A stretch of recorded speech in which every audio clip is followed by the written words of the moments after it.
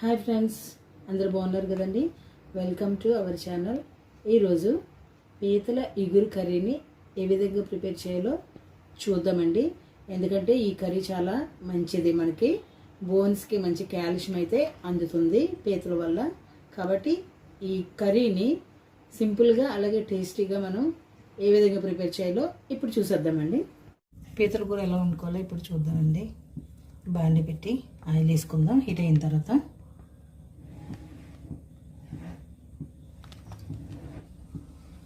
కొద్దిగా జీలకర్ర వేద్దాం. కొంచెం జీలకర్ర వేసి పీతల కూర ఇగురు చేస్తున్నామండి. ఇప్పుడు మనం ఆయిల్ వేసుకుని కొద్దిగా జీలకర్ర వేసాం కదండి, అది ఫ్రై అవుతుంది. ఇప్పుడు మనం కట్ చేసి పెట్టుకున్న ఆనియన్స్, గ్రీన్ చిల్లీస్ వేసేద్దాం.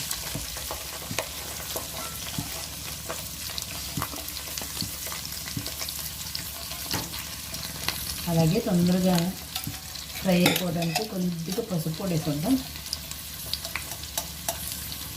కొద్దిగా పసుపు వేసేద్దాం. ఇలా అయితే ఆనియన్స్ తొందరగా ఫ్రై అయిపోతాయి, తెలుసు కదండి.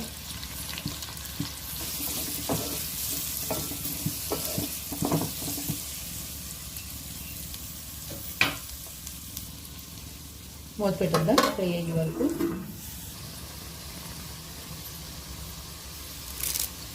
కరివేపాకు కొంచెం వేసుకుందాం. కరివేపాకు,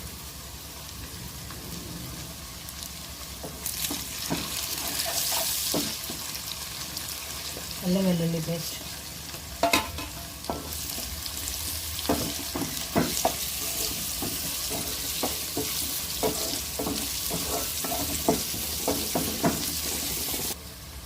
ఆనియన్స్ ఫ్రై అయిన తర్వాత జస్ట్ కొద్దిగా టమాటా ముక్కలు కట్ చేసుకున్నాం. జస్ట్ గ్రేవీ కొట్టమండి, ఎక్కువ అవసరం, జస్ట్ ఒక చిన్న అంతే. ఎందుకంటే ఇతర కాబట్టి కొంచెం మనం చింతపండు పులుసు యాడ్ చేయాలి కాబట్టి గ్రేవీ కొంచెం వేసుకున్నాం. జస్ట్ మూత పెట్టేద్దాం. కొద్దిగా సాల్ట్ వేసుకుందాం.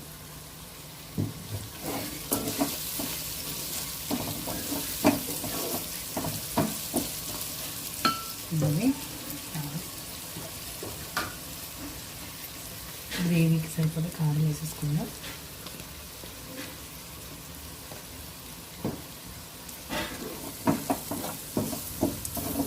గ్రేవీకి సరిపడా కారం వేసేసుకున్నాం కదండి. ఆనియన్స్ ఫ్రై అయిపోయినాయి. ఉప్పు, కారం, పసుపు వేసేసుకున్నాం. ఇలా అయిన తర్వాత ఇదిగోండి క్లీన్ చేసి పెట్టుకున్న క్రాబ్స్, పీతలు, క్లీన్ చేసి పెట్టుకున్న పీతలు అయితే వేసేద్దాం.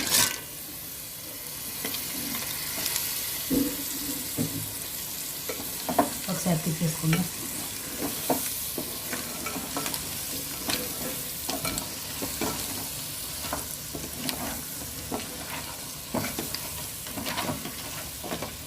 మూత పెట్టుకున్నాం ఒకసారి. ఈ గ్రేవీలో చక్కగా ఫ్రై అయినది. ఇప్పుడు మనం కర్రీకి కావాల్సిన కొద్దిగా వాటర్ యాడ్ చేసుకున్నాము. గ్రేవీ అంతా పడుతుందని ఇందులో పీతలు వేసేసి ఇలా తిప్పేది. సో గ్రేవీ, ఈ అల్లం వెల్లుల్లి వాటర్ ఉంటుంది కదా, ఇవి వేసేసుకుందాం కొద్దిసేపు.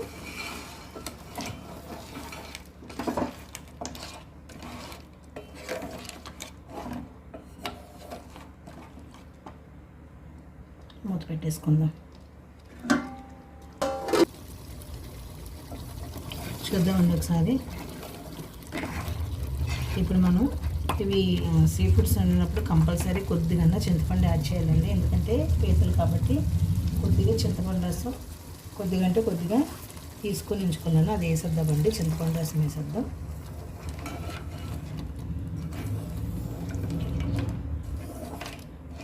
మనం దగ్గర పడే వరకు మూత పెట్టేద్దాం.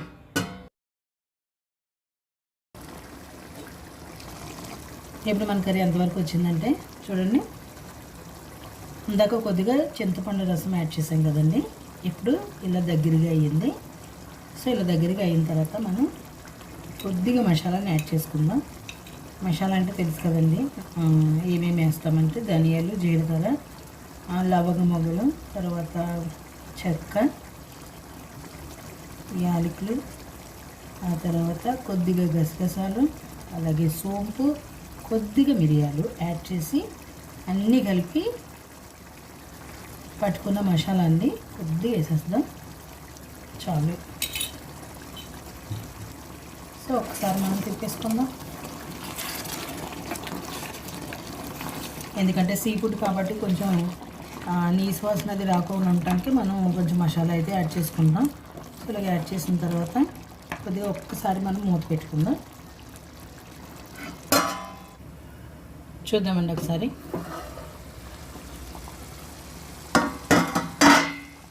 అయిపోయిందండి, మన కర్రీ అయిపోయింది. మసాలా పౌడర్ కూడా యాడ్ చేసేసుకున్నాం. చూడండి ఆయిల్ పైకి వచ్చేస్తుంది కదా. సో ఇలా దగ్గర పడిపోతే మన కర్రీ అయిపోయినట్టే.